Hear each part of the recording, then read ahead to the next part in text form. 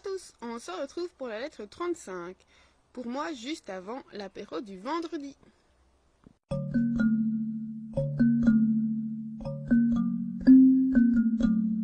Sénèque dit à Lucilius qu'en fait, s'il le pousse, comme il l'a dit hier dans sa lettre, à poursuivre ses efforts pour atteindre la sagesse, c'est un petit peu égoïste parce que c'est surtout pour se trouver un ami à sa mesure.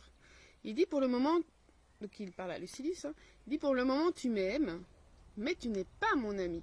Alors, quelle est la différence? Il dit c'est pas la même chose. Celui qui est notre ami nous aime, mais celui qui nous aime n'est pas forcément notre ami.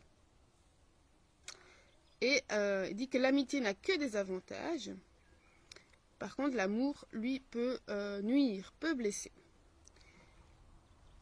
Il a déjà dit, ce n'est qu'il cherche un ami, et qu'en fait, quand il aura trouvé cet ami, il va pouvoir lui parler comme s'il se parlait à lui-même. Et alors, ça revient un peu à ce que je disais avant-hier, je pense, par rapport au fait d'être ami avec soi-même. Donc, on est d'abord ami avec soi-même, et puis après, on va pouvoir partager avec quelqu'un d'autre ce qu'on partage déjà avec soi. Alors, il dit justement une des bonnes raisons de progresser dans la sagesse, c'est d'apprendre à aimer. Et il dit dépêche-toi, pour que ce soit moi qui en profite et pas quelqu'un d'autre. Et alors il dit je profite déjà en fait, rien qu'à y penser. Donc il se réjouit à l'idée de pouvoir profiter de cette amitié avec Lucilius. Et il dit j'espère que nous ne serons plus qu'une âme, et que mon âme à moi qui est déjà vieille s'en trouvera revigorée. Mais, déjà maintenant, je veux et je peux être joyeux. Il dit c'est déjà bien de penser à ceux qu'on aime, rien que d'y penser, de penser à ce qu'ils font, à quoi ils ressemblent et tout ça.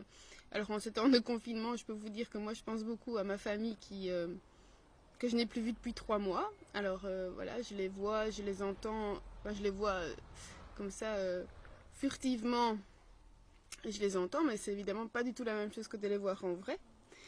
Mais justement, c'est ce qu'il dit, penser à ceux qu'on aime, c'est une joie légère et vite évanouie. Le plaisir le plus important, c'est évidemment de voir la personne aimée. Et donc il lui dit, fais-moi un grand cadeau et viens. Surtout, rappelle-toi que tu es mortel et que moi je suis vieux. Et il lui dit d'ailleurs, propera adme, donc dépêche-toi de venir vers moi, cède à tes prius, mais surtout vers toi d'abord. Et il lui dit, reste d'accord avec toi, soit, alors ce que j'avais dit hier, dans la congruence, donc soit toujours en harmonie entre tes actes et tes paroles et tes dires.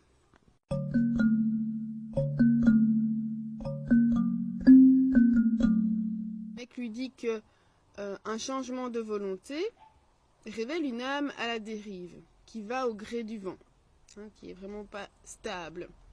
Et donc il lui donne comme exercice, examine tous les jours ce que tu veux aujourd'hui. Est-ce que c'est ce que tu voulais hier? Si c'est la même chose, c'est un bon signe. Si ça change souvent, ce n'est pas très bon signe. Donc la phrase que j'avais retenue, c'est celle-ci. Non vagatur, quod fixum adque fundatum est. Donc ce qui a été fixé et fondé, assis, vraiment... oui, fundatum, donc c'est les fondations d'une maison par exemple. Eh bien, ne erre pas, ne vagabonde pas. Donc cette fermeté d'âme, c'est un indice pour dire que quelqu'un est sage. Et cette fermeté, on va déjà la retrouver chez celui qui a déjà bien progressé. Donc ça peut être un indice de, voilà, est-ce que je suis sur le bon chemin? Est-ce que je ne change pas trop souvent d'avis? Est-ce que je ne suis pas, une question qu'on peut se poser, trop influençable, ça aussi, parce que parfois on a l'impression d'avoir un avis bien tranché, et puis il suffit d'en parler à quelqu'un, est-ce que j'ai bien raison? Est-ce que c'est pas lui qui a raison? Voilà. Et Il dit que la différence entre quelqu'un qui a progressé et quelqu'un qui est déjà bien sage, c'est que le premier va subir un ébranlement, donc il va bouger un peu, mais il ne se déplace pas. Donc il va, c'est comme si on pousse quelqu'un, voilà, celui qui n'est pas sage va partir en avant. Par contre, celui qui est déjà assagi va juste vaciller sur sa base. Par contre, celui qui est sage, lui ne bouge même pas. Donc j'aime bien cette image-là d'être fixe et de dire, voilà, ce